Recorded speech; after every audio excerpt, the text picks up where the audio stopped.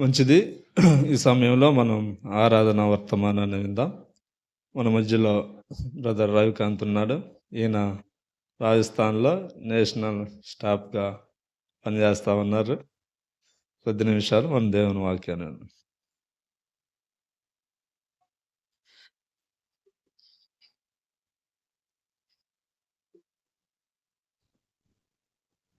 దేవుని నామానికి మహిమ కలిగిన గాక. మీ అందరికీ వందనాలు. ఈ విధంగా చాలా రోజుల తర్వాత మరలా మీ అందరితో వాక్యాన్ని పంచుకోవడానికి దేవుడిచ్చిన ధన్యతను బట్టి దేవుని ఎంతగానో స్తుతిస్తూ ఉన్నాను. రేపటి దినాన్ని మేము బయలుదేరి రాజస్థాన్కి వెళ్ళబోతున్నాం. సో మీ అందరూ మీ యొక్క ప్రార్థనలో జ్ఞాపకం చేసుకోండి. పరిచర్య కొరకు, అక్కడ చేస్తున్న సేవ కొరకు, స్టూడెంట్స్ మధ్య జరుగుతున్న పరిచర్య కొరకు మీరందరూ మీ యొక్క అనుదిన ప్రార్థనలో జ్ఞాపకం చేసుకోవాలని మనవి. చిన్న వాక్యం చదువుకుని మనం ఈరోజు వాక్య దానంలోకి వెళ్దాం. దేవుణ్ణి స్తుతించడానికి మనల్ని మనం దేవుని వాక్యం ద్వారా ప్రేరేపించుకుందాం. కొరింథీయులకు రాసిన మొదటి పత్రిక 1వ అధ్యాయం 9వ వచనం. మన ప్రభు అయిన యేసుక్రీస్తు అను తన కుమారుని సహవాసమునకు మిమ్మును పిలిచిన దేవుడు నమ్మదగినవాడు. మన ప్రభు అయిన యేసుక్రీస్తు అను తన కుమారుని సహవాసమునకు మిమ్మల్ని పిలిచిన దేవుడు నమ్మదగినవాడు. చిన్న ప్రార్థన చేసుకుందాం. పరిశుద్ధుడైన తండ్రి, దేవా, మీ యొక్క ఉన్నతమైన నామానికి వందనాలు ప్రభా. ఈ విధంగా మీ సన్నిధిలో చేరి మీ వాక్యం ద్వారా ప్రభా మమ్మల్ని మేము ప్రభా చూచుకోవడానికి, మిమ్మల్ని ఆరాధించడానికి ప్రభా మీ సన్నిధికి వస్తూ ఉన్నాం. జ్ఞాపకం చేసుకునండి. మీ వాక్యం ద్వారా మమ్మల్ని ప్రభా మీరు సహాయం చేయండి, మాకు సహాయం చేయండి ప్రభా. మేము మంచిగా హృదయపూర్తిగా వాక్యానుసారంగా మిమ్మల్ని ఆరాధించడానికి సహాయం చేయండి. మిమ్మల్ని మేము సరిగా అర్థం చేసుకోగలడానికి కృప చూపించండి. మీ యొక్క కృపను అర్థం చేసుకోవడానికి సహాయం చేయండి ప్రభా. మంచిగా ప్రభా మీ వాక్యాన్ని బట్టి మిమ్మల్ని ఆరాధించడానికి సహాయం చేయండి. వాక్యం ద్వారా మమ్మల్ని ప్రేరేపించండి. వాక్యం ద్వారా మమ్మల్ని ప్రభా మీరు ఉత్తేజపరచండి, సహాయం చేయండి. మమ్మల్ని మీ చేతులకు అప్పగించుకొంచు, నన్ను కూడా మీ చేతులకు అప్పగించుకొంచు. యేసునామములో వేడుకుని ప్రార్థిస్తున్నాను తండ్రి, ఆమేన్. మన ప్రభు అయిన యేసుక్రీస్తు అను తన కుమారుని సహవాసమునకు మిమ్మల్ని పిలిచిన దేవుడు నమ్మదగినవాడు. సహవాసం, దేవునితో సహవాసం చేయడానికే మనం తయారు చేయబడ్డాం. ఆయనతో మనం ఉండాలని, సహవాసం చేయాలని దేవుడు మనల్ని క్రియేట్ చేశాడు, సృష్టించాడు. అయితే ఏదోని తోటలో జరిగిన ఆ యొక్క ఆదామవ్వలు చేసిన పాపాన్ని బట్టి ఏమైంది? ఆ సహవాసాన్ని మనం కోల్పోయాం. సహవాసాన్ని మనం కోల్పోయాం. తర్వాత దేవుడు చాలా విషయాల ద్వారా, చాలా పరిస్థితుల్లో ఆ సహవాసాన్ని మరలా కట్టడానికి దేవుడు ప్రయత్నిస్తూ ఉన్నాడు. ఒకటి మనం చూసినట్లయితే ఆయన సహవాసం చేయడానికి దిగివచ్చాడు, లేదంటే మనల్ని కాపాడడానికి దిగివచ్చాడని నిర్గమకాండం 4వ అధ్యాయంలో చూస్తూ ఉంటాం. అయితే ఆయన దిగివచ్చిన తర్వాత, వాళ్ళని కాపాడిన తర్వాత, ఆ యొక్క ఐగుప్తు దేశం నుంచి వారిని ఆ బానిసత్వం నుంచి బయటికి తీసుకొచ్చిన తర్వాత దేవుడు ఒకరోజు వాళ్ళతో మాట్లాడడానికి దిగి వస్తాడనమాట. ఆ వాక్య భాగాన్ని మనం చూద్దాం. దేవుడు ఇశ్రాయేల్ ప్రజలతో మాట్లాడడానికి దిగి వచ్చిన వాక్య భాగం నిర్గమకాండం 19వ అధ్యాయం 9వ వచనం. నిర్గమకాండం 19వ అధ్యాయం 9వ వచనం. యెహోవా మోషేతో, ఇదిగో నేను నీతో మాట్లాడినప్పుడు ప్రజలు విని నిరంతరము నీ యందు నమ్మిక ఉంచినట్లు నేను వారి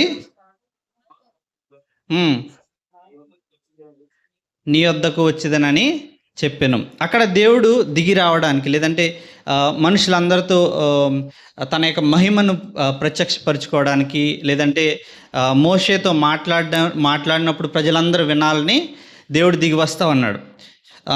ఆయన దిగి వచ్చిన తర్వాత ప్రజలు అంటున్న మాటలు 20వ అధ్యాయం 18వ వచనం. ఆయన దిగి వచ్చిన తర్వాత ప్రజలు అంటున్న మాటలు 18, 19 వచనాలు.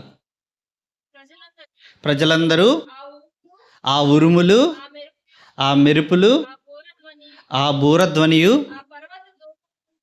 ఆ పర్వత ధూమమును చూచి భయపడి భయపడి తొలగి తొలగి దూరముగా దూరంగా నిలిచి నిలిచి మోషేతో ఇట్లా మోషేతో ఇట్లనరి, నీవు మాతో మాట్లాడు, నీవు మాతో మాట్లాడుము, మేము విందుము. దేవుడు మాతో మాట్లాడిన దేవుడు మాతో మాట్లాడిన ఎల్లా మేము చనిపోతాం అని ఎవరు అంటున్నారు? ఇశ్రాయేల్ ప్రజలు. అప్పటి వరకు దేవుడు వాళ్ళని నడిపించాడు. అయితే ఒక్కసారిగా దేవుడు దిగివచ్చి మాట్లాడుతూ ఉన్నప్పుడు ఇశ్రాయేల్ అంటున్న మాటలు ఇవి. ఏం జరిగిందంటే అప్పుడు ఉరుములు, మెరుపులు, బూరధ్వని, ఇవన్నీ చూసి ఏమయ్యారు? వాళ్ళు భయపడిపోయారు. దేవుడిగా దిగి వస్తే జరిగే పర్యవసానాలు అన్నమాట ఇవి. ఏమవుతారు? మనం ఏమవుతాం? దేవుడిగా దిగి వస్తే, మనతో సహవాసం చేయడానికి దేవుడిగా దిగి వస్తే ఏమవుతుంది? మనం భయపడిపోతాం. మనం అక్కడ ఏమంటున్నారంటే మేము చనిపోదుము, వి కెనాట్ లివ్, అంటే మేము బ్రతికి ఉండలేము ఆయన గనక ఆయనలా వస్తే, మాతో మాట్లాడితే. కాబట్టి నువ్వు మాట్లాడు మోజెస్ మాతో, ఆయన మాట్లాడితే మేము బతకలేమంటున్నారు. దేవుడిగా దిగి వస్తే జరిగే పర్యవసానం అన్నమాట అది. అంటే మీకు అర్థమయ్యేటట్టు చెప్పాలంటే, ఒకవేళ మన ప్రైమ్ మినిస్టర్ ఎవరు? నరేంద్ర మోడీ. ఓకే, ఆయన ప్రైమ్ మినిస్టర్గా ఉన్నప్పుడు మన ఏడుగొండలపాడు విజిట్ చేయాలనుకున్నారనుకో, ఎలా ఉంటుంది? ఆయన అలా డైరెక్ట్గా వచ్చేస్తారా? 1 month నుంచి ఆయన రావడానికి 1 month బ్యాక్ ఏం జరుగుతుందంటే వస్తారు, బెటాలియన్ అంతా వస్తారు. మనం ఫ్రీగా ఇప్పుడు ఎలా ఉన్నామో అలా ఉండడానికి ఉండదు. మనం ఫ్రీగా ఇక్కడ కూర్చుని, లేదంటే ఎక్కడ పడితే అక్కడికి వెళ్ళడానికి, ఏ రూట్ పడితే ఆ రూట్ తీసుకోవడానికి ఉండదన్నమాట. దే విల్ రిస్ట్రిక్ట్ అస్, అంటే మనల్ని కట్టివేస్తారు. అంటే చాలా విధాలుగా రిస్ట్రిక్ట్ చేస్తారంటే ఏమంటారు? రిస్ట్రిక్షన్స్ పెడతారు, ఆంక్షలు పెడతారు. ఓకే, మనము మన వల్లే ఉండడానికి వీలు పడదు. ప్రైమ్ మినిస్టర్ మోడీయే వచ్చినప్పుడు అలా జరిగితే, మన దేవుడిగా దిగి వస్తే we cannot handle that. Okay, మనం దాన్ని తట్టుకోలేం. ప్రైమ్ మినిస్టర్ మోడీ మన ఊరికి వచ్చినప్పుడు మనం దాన్ని తట్టుకోలేం. రీసెంట్గా నేను పనిచేస్తున్న రాజస్థాన్లో NIT నేషనల్ ఇన్స్టిట్యూట్ ఆఫ్ టెక్నాలజీలో ఒక కాన్వకేషన్ జరుగుతున్న సమయంలో ప్రెసిడెంట్, మన భారతదేశ ప్రెసిడెంట్ గారు వచ్చారు. ఆమె వచ్చినప్పుడు జరిగిన సందర్భాలు కానీ, పెట్టిన ఆంక్షలు కానీ చాలా రిస్ట్రిక్షన్స్ అనమాట. అంటే ఆమె దగ్గర నుంచి ఆ పదవిని తీసుకోవడం, లేదంటే ఆ డిగ్రీని పట్టాన్ని తీసుకోవడానికి వెళ్ళినప్పుడు ఆమెకి షేక్ హ్యాండ్ ఇవ్వకూడదు. ఓకే, ఆమెకి షేక్ హ్యాండ్ ఇవ్వకూడదు. ఆమె కూర్చునే చైరు కొత్తది, లేదంటే వాళ్ళు తీసుకొస్తారు. దానికి ముందంతా ఎవరిని అలౌ చేయరు. ఆ ప్లేస్లోకి, లేదంటే ఆ మీటింగ్ హాల్లోకి ఎవరైతే వచ్చారో వాళ్ళు బయటికి వెళ్ళడానికి లేదు. ఆమె ఉన్నంతసేపు అక్కడే కూర్చుని ఉండాలి. వాళ్ళకి టాయిలెట్ వచ్చినా, లేదంటే వాళ్ళకి ఏమి వచ్చినా కానీ they cannot move here and there. అలాంటి ఆంక్షలు ఉంటాయి. దేవుడు మన దగ్గరికి ఆయన వలె ఆయన మహిమను తీసుకుని వస్తే వీ కెనాట్ హ్యాండిల్ దట్, మనం దాన్ని తట్టుకోలేము. ఓకే, ఆయన సహవాసానికి మనం వెళ్ళాలి అంటే దట్ ఈస్ ఇంపాసిబుల్, మనం దాన్ని చూడలేం. అయితే ఏ విధంగా ఆయన తన సహవాసానికి, తన కుమారుని సహవాసానికి మనల్ని పిలిచాడు అని చూసినట్లయితే, ఫిలిప్పీలకు రాసిన పత్రిక 2వ అధ్యాయం, ఫిలిప్పీలకు రాసిన పత్రిక 2వ అధ్యాయం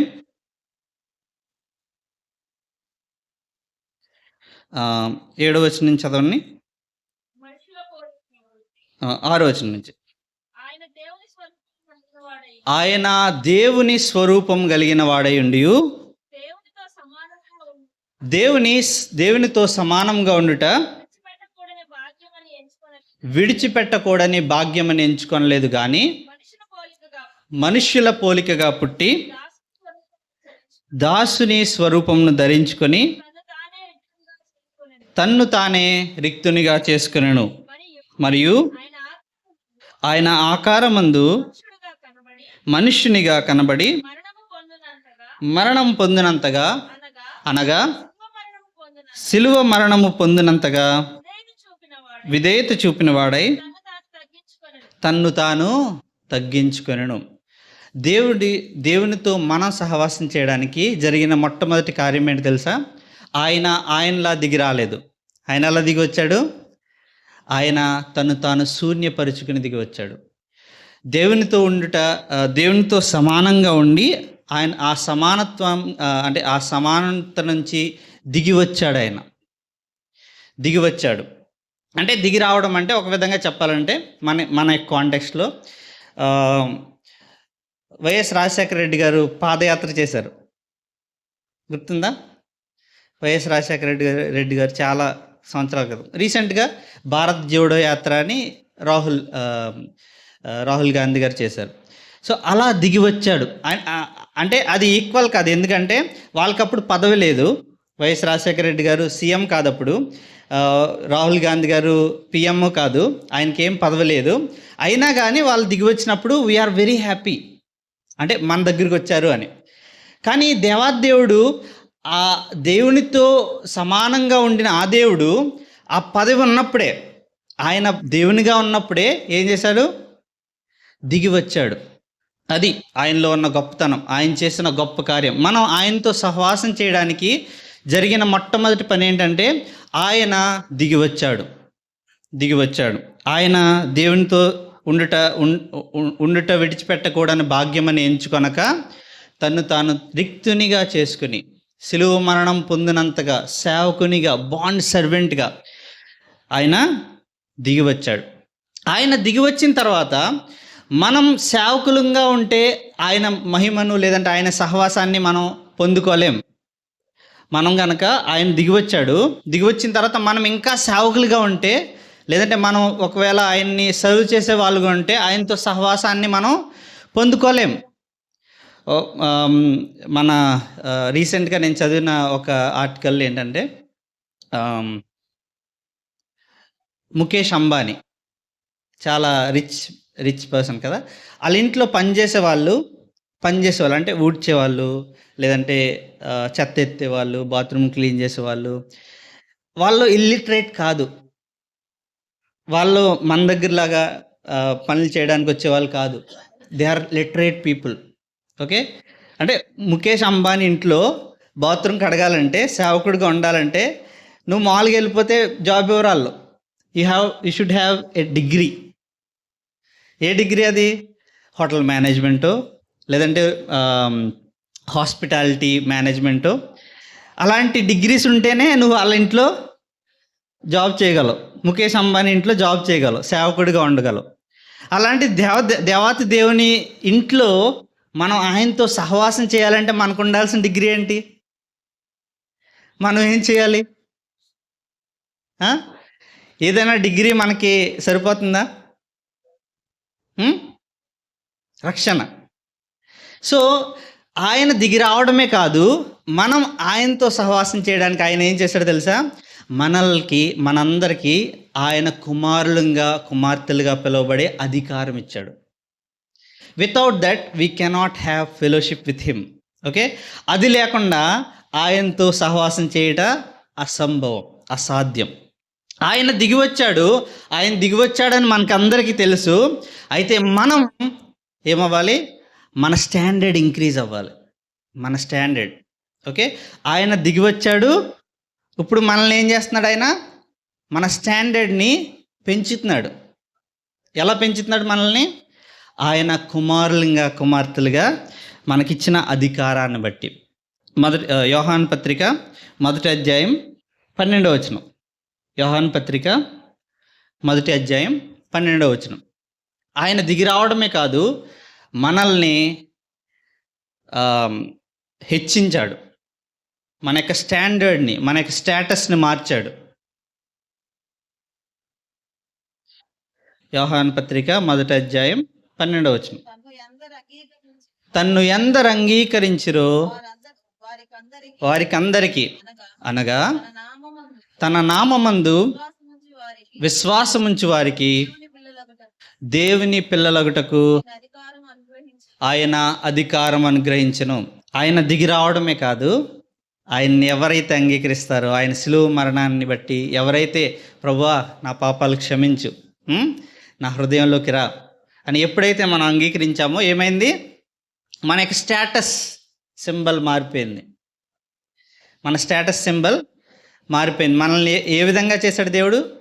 సేవకునిగానా, వాళ్ళ ఇంట్లో పనిచేసేవాడిగానా, వాళ్ళతో లేదంటే వాళ్ళకి దేవాదేవుని గృహంలో మనల్ని ఒక సేవకుడిగా చూడలేదు. ఆయన సేవకుడిగా చేసుకోలేదు.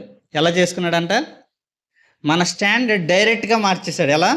కుమారులుగా, కుమార్తెలుగా. తన ఎందరు అంగీకరించారో వారికి అందరికీ, అనగా ఆయన నామమందు విశ్వాసం ఇచ్చిన ప్రతి వారికి దేవుని పిల్లలగుటకు ఆయన అధికారం అనుగ్రహించి, he has given us the authority. Okay, ఆయన అధికారం ఇచ్చాడు మనల్కి. ఓకే, ఆయన దిగి వచ్చాడు, మన స్టాండర్డ్ని పెంచాడు. ఇది ఒక వచనంలో చదవాలంటే కీర్తనల గ్రంథం 18వ అధ్యాయం, కీర్తన గ్రంథం 18వ అధ్యాయం 36వ వచనం. నా పాదములకు నా పాదములకు చోటు విశాలపరిచి చోటు విశాలపరిచితివి, నా చీలమండలు నా చీలమండలు మునకలేదు. బెనకలేదు. నా శత్రువులను తరిమిపట్టు. 35 రక్షణకేడము నాకు అందించుచున్నావు. నీ కుడి చెయ్యి నన్ను ఆదుకొను. నీ సాత్వికము నన్ను గొప్ప అక్కడ ఏముంది చూడండి, నీ సాత్వికము నన్ను గొప్ప చేసిన. ఇంగ్లీష్లో చాలా అద్భుతంగా రాయబడింది. ఏంటంటే, you stoop down to make me great. You stoop down to make me great. నిన్ను తగ్గించుకున్నావు. ఎందుకంటే నన్ను గొప్ప చేయడానికి. నీ సాత్వికము నన్ను గొప్ప చేసెను. ఆయన తను తాను తగ్గించుకొని ఈ లోకానికి వచ్చాడు. అంతేకాదు మన యొక్క స్టేటస్ని పెంచాడు. మన స్టేటస్ ఒకప్పుడు ప్రజగా లేకపోతే మనం ఇప్పుడు ప్రజ అయ్యాం. ఒకప్పుడు ఆయన సేవకులమని చెప్పుకోవడానికి కూడా మనకు అర్హత లేదు. కానీ ఇప్పుడు ఆయన కుమారులని చెప్పుకోవడానికి మనకు అధికారం ఇచ్చాడు. ఆయన కుమార్తెలని చెప్పుకోవడానికి మనకు అధికారం ఇచ్చాడు. అలాంటి గొప్ప అధికారాన్ని దేవుడు మనకిచ్చాడు. ఆయన తను తాను తగ్గించుకుని మనల్ని హెచ్చించాడు. He stoop down to make us great. అది ఆయనలో ఉన్న గొప్పతనం.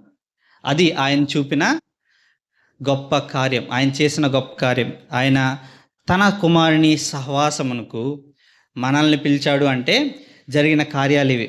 ఆయన తగ్గించుకున్నాడు, మనల్ని హెచ్చించాడు. ఆ రెండు జరగకుండా ఆయన కుమారునితో సహవాసం అనేది అసంభవం. ఆయన కుమారునితో సహవాసం అంటే ఆయన బల్ల యొద్దకు రావడం, ఆయన పిల్లలతో కలిసి ఆయన్ని ఆరాధించడం. ఇదంతా ఎలా జరిగింది? మనకి ఆయన తాను తగ్గించుకోవడం వలన, మనల్ని హెచ్చించడం వలన. అంత గొప్ప కృపని మన ఎడల దేవుడు చూపినందుకు మనం ఆయన్ని మనస్ఫూర్తిగా ఆరాధిద్దాం. ఆయన చేసిన గొప్ప కార్యాలను జ్ఞాపకం చేసుకుందాం. ఏ విధంగా ఆయన మనల్ని హెచ్చించాడో, ఏ విధంగా ఆయన తాను తగ్గించుకున్నాడో మన జీవితాల కోసం, మన కోసం, మనల్ని రక్షించడం కోసం ఎటువంటి పరిస్థితుల్లోకి వచ్చాడో దాన్ని మనం జ్ఞాపకం చేసుకొంచు. ఆయన సహవాసానికి మనల్ని పిలిచిన దేవుడు నమ్మదగినవాడు. కాబట్టి ఆయన సన్నిధికి, ఆయన సహవాసానికి మనం నమ్మదగిన వారంగా వద్దాం.